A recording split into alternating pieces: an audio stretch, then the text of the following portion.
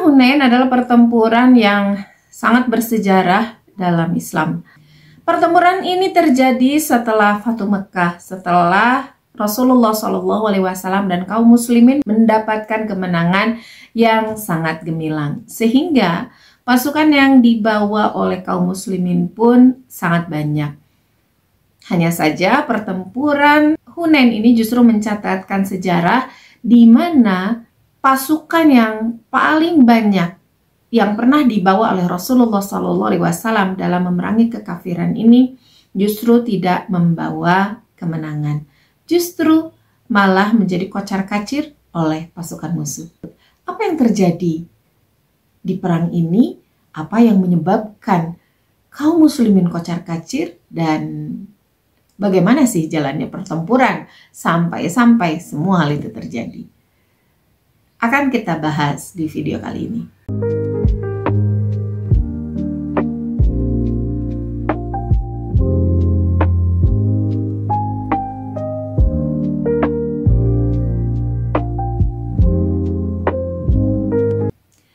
Assalamualaikum warahmatullahi wabarakatuh, teman pecinta sejarah, apa kabarnya hari ini? Mudah-mudahan dalam keadaan sehat dan selalu dalam lindungan Allah Subhanahu wa taala.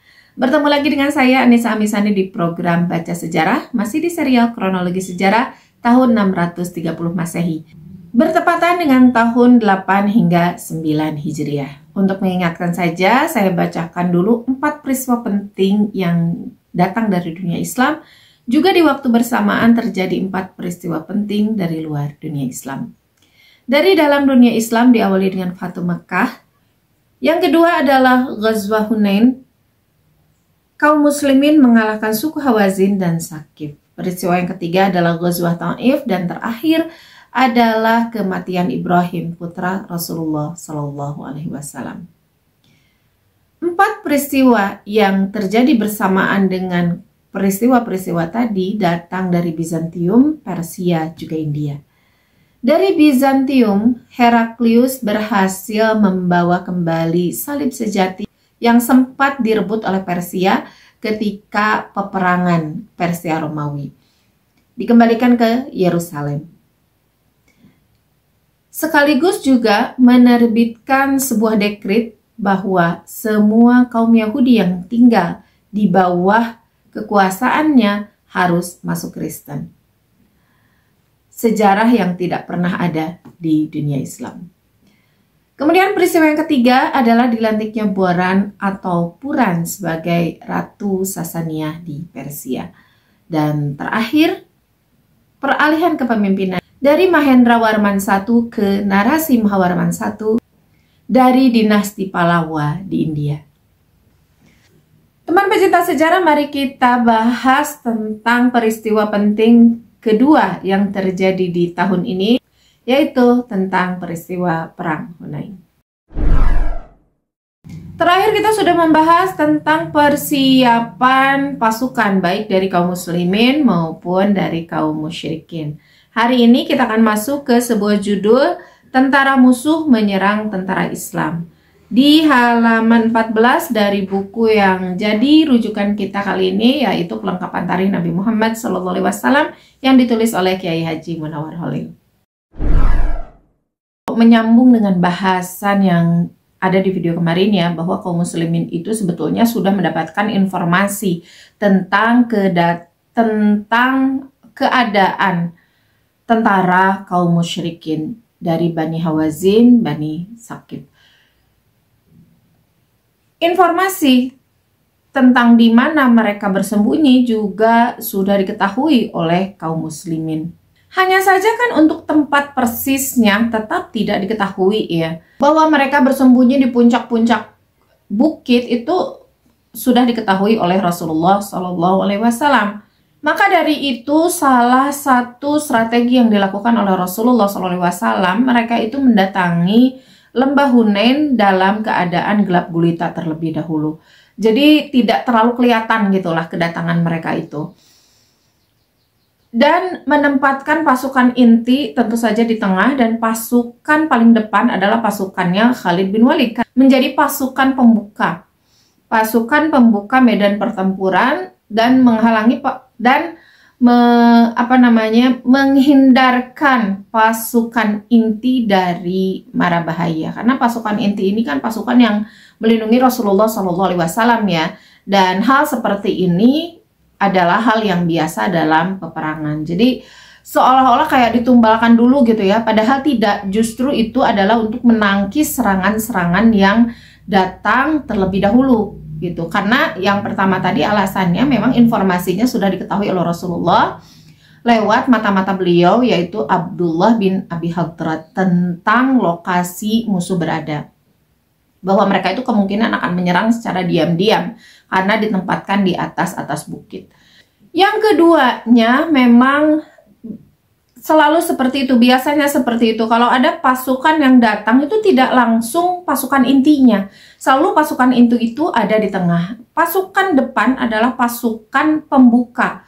Pasukan pembuka medan untuk memberi jalan kepada pasukan inti untuk masuk menyerang.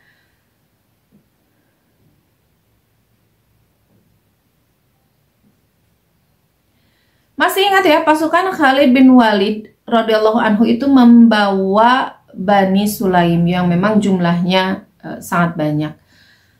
Setelah itu barulah pasukan inti, pasukan Rasulullah SAW yang diapit oleh dua pasukan depan dan belakang, pinggirnya juga oleh kaum Ansar dan kaum Muhajirin. Kaum Muhajirin dipimpin ada satu pasukan dipimpin oleh Ali bin Abi Thalib, satu pasukan dipimpin oleh Umar bin Khattab. Kemudian yang ketiga adalah pasukan Muhajirin yang dipimpin oleh Sa'ad bin Abi Waqqas. Sementara untuk Ansor juga dibagi tiga. Usaid bin Hudair itu untuk memimpin suku Aus, kemudian Hobab bin Munzir dan Sa'ad bin Ubadah untuk pemimpin kaum Khazraj. Lalu berangkatlah pasukan ini, diawali tentu saja oleh pasukan tadi ya, yang Khalid bin Walid, dan masuk pada saat keadaan itu masih gelap gulita, belum terang benderang, yaitu untuk mengelabui pasukan musuh.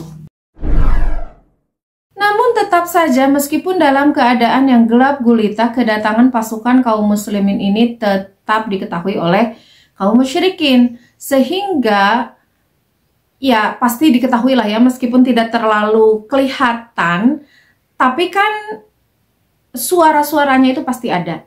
Suara ribuan orang yang datang itu pasti tidak bisa disembunyikan. Meskipun orang-orangnya pada diem, tapi tetap saja kan ada gerakan-gerakan perjalanan, ya, gerakan-gerakan kuda yang melangkah gitu ya, ringkikan kuda dan lain sebagainya, itu pasti diketahui. Pasukan Khalid bin Walid juga tidak menyangka akan ada serangan mendadak seperti itu di waktu subuh hari.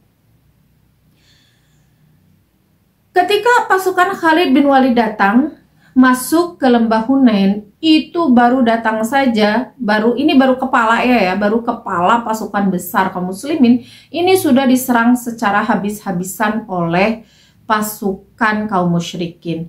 Karena ini memang taktik yang dijalankan oleh panglimanya kaum musyrikin, Malik bin Auf ya, bahwa kaum musyrikin itu Bani Saqif dan Bani Hawazin harus terus-terusan menyerang tanpa berhenti, karena itu adalah kunci kemenangan, kata dia. Kalau tidak begitu kita sulit untuk menang, maka harus dari pertama datang harus terus diserang. Serangan ini berupa lemparan panah, juga lemparan batu.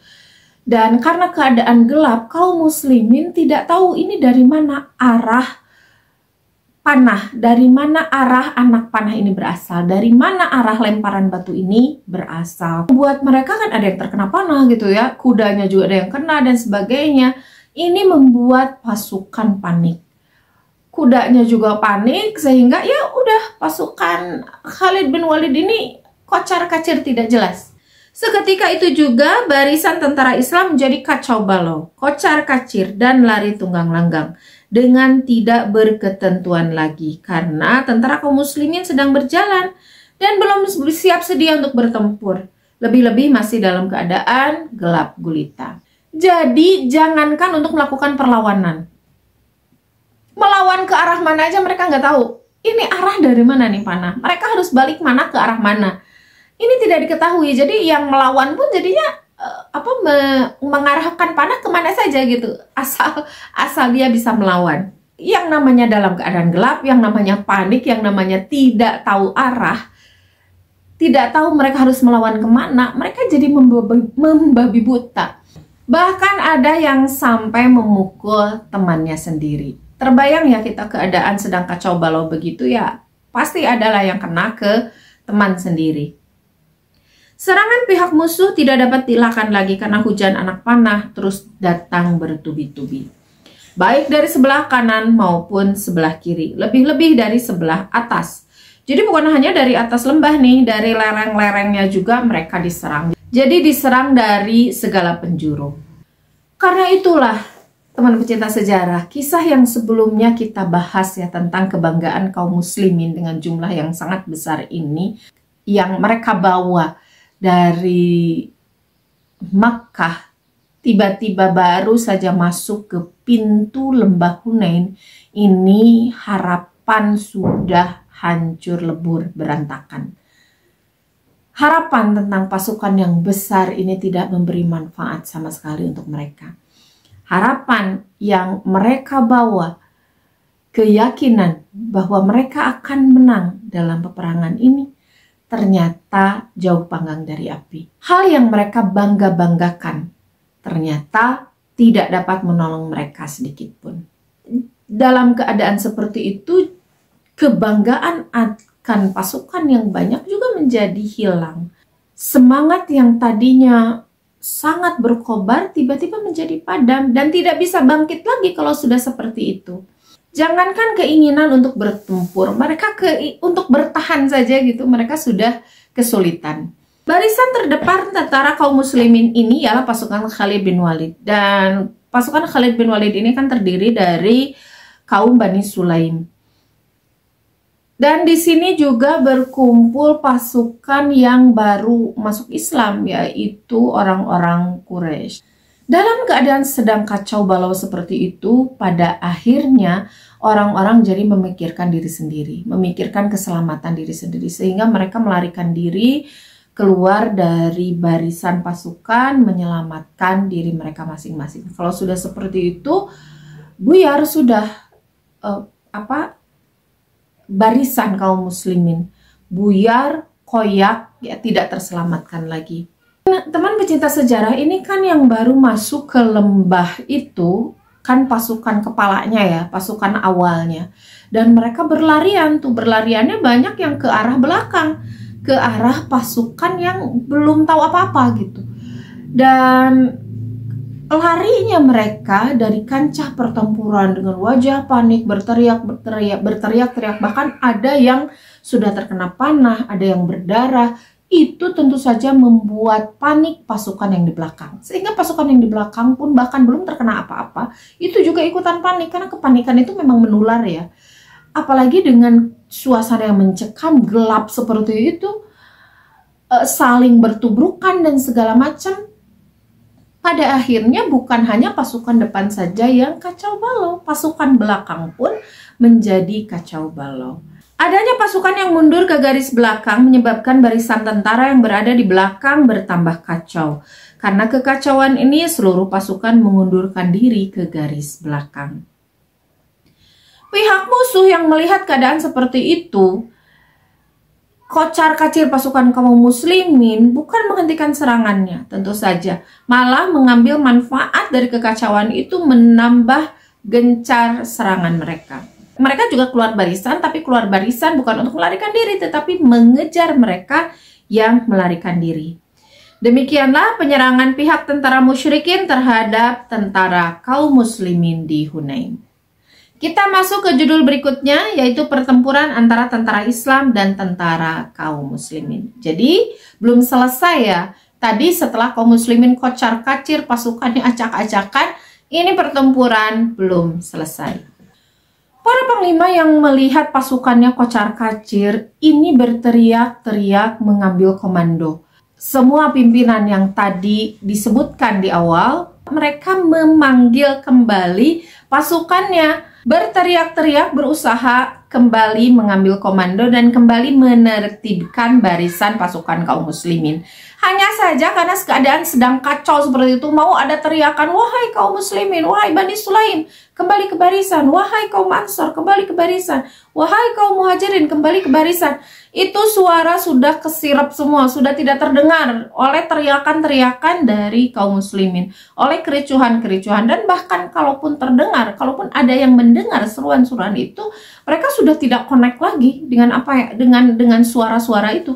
Mereka fokusnya ke melarikan diri sendiri, menyelamatkan diri sendiri, bahkan ke teman terdekat pun mereka sudah lupa. Terbayang ya oleh kita ya bagaimana kericuhan tersebut. Jadi jangankan ada suara-suara komando, jangankan ada pikiran untuk taat kepada pimpinan gitu ya. Tetapi fokus mereka sudah menyelamatkan diri sendiri. Jangankan ke komando itu, orang sahabat sendiri aja mereka udah lupa, orang keselamatan saudara sendiri saja mereka sudah lupa, apalagi kepada komando pimpinan. Sudah tidak mereka dengarkan. Dan keadaan ini terlihat oleh Rasulullah Shallallahu Alaihi Wasallam, dan tentu keadaan ini membuat hati beliau itu cemas. Melihat keadaan seperti itu, amat cemaslah hati beliau. Apakah yang harus dikerjakan oleh beliau di saat yang begitu genting? Apakah harus mengikuti jejak bala tentaranya yang lari? Jika beliau mengikuti jejak bala tentara yang melarikan diri, sia-sialah segala hasil usaha perjuangan dan pengorbanan bertahun-tahun ini. Jadi jalan itu sudah pasti tidak akan mungkin dipilih ya oleh Rasulullah SAW. Meskipun pilihan itu pasti ada, melarikan diri, menyelamatkan diri, tetapi tidak. Rasulullah tentu saja tidak memilih jalan tersebut. Beliau berpikir jernih, bagaimana nih cara untuk mengembalikan segala kesulitan ini, mengembalikan keadaan ini. Dan Rasulullah SAW melihat keadaan, beliau berpikirnya cepat, cerdas beliau ya. Berpikirnya cepat apa yang harus diambil langkah-langkah berikutnya. Rasulullah SAW memilih untuk tinggal di lokasi tersebut baik dalam keadaan hidup ataupun hancur. Terbayang ya oleh kita ketika suasana ricuh, beliau memilih untuk mungkin narik nafas dulu atau apa. Beliau tetap, intinya beliau Rasulullah SAW bersikap tenang. Tetapi sebagai manusia pasti cemas juga dengan keadaan yang sangat mengejutkan tersebut. Tetapi beliau berusaha tenang, beliau tetap tenang di tempatnya. Kemudian beliau mengendarai bigolnya yang bernama Asyahba dengan penuh keyakinan yang tidak mungkin dapat dipatahkan. Walaupun sebagian besar bala tentaranya telah lari tunggang langgang dan lintang pukang meninggalkan beliau.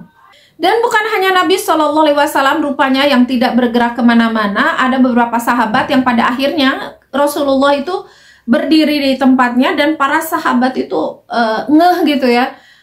Ada orang-orang yang memang sahabat-sahabat yang ngeh dengan keadaan, yang tetap berpikir jernih sehingga mereka melihat Rasulullah dan berdiri di sekitar Rasulullah SAW. Orang-orang tersebut adalah kaum Muhajirin dan kaum Ansor serta anggota keluarganya yang terdekat. Di antara mereka adalah Abu Bakar As-Siddiq, Umar bin Khattab, Ali bin Abi Thalib, Abbas bin Abdul Muthalib, Faddal bin Abbas. Faddal ini adalah putra dari Abbas bin Abdul Muthalib ya, makanya Abbas bin Abdul Muthalib sering disebut sebagai Abu Faddal. Nah, Faddal inilah yang ikut pada saat itu menjadi tamengnya Rasulullah SAW, Faddal bin Abbas. Kemudian Abu Sufyan bin Haris. Haris itu adalah kakaknya Abdullah, ayah Rasulullah, berarti paman. Dan Haris ini adalah, dan Abu Sufyan ini adalah putra dari Haris, berarti saudara sepupunya Rasulullah. Kemudian anaknya dari Abu Sufyan bin Haris berarti apa ya? Ponakan Rasulullah, atau ya ponakan Rasulullah SAW, kemenakan yaitu Ja'far. Kemudian Rabi'ah bin Harith, kemudian Usamah bin Zaid, anak dari anak angkatnya Rasulullah. Kemudian Aiman bin Ummu Aiman. Kemudian Muqtib bin Abu Lahab. Ini adalah saudara sepupu Rasulullah, justru dari musuh beliau ya, dari paman beliau yang menjadi musuh. Menurut riwayat lain, orang-orang yang beserta Nabi SAW di kala itu ada 12 orang. Ada yang menerangkan 100 orang dan ada pula yang menerangkan 80 orang.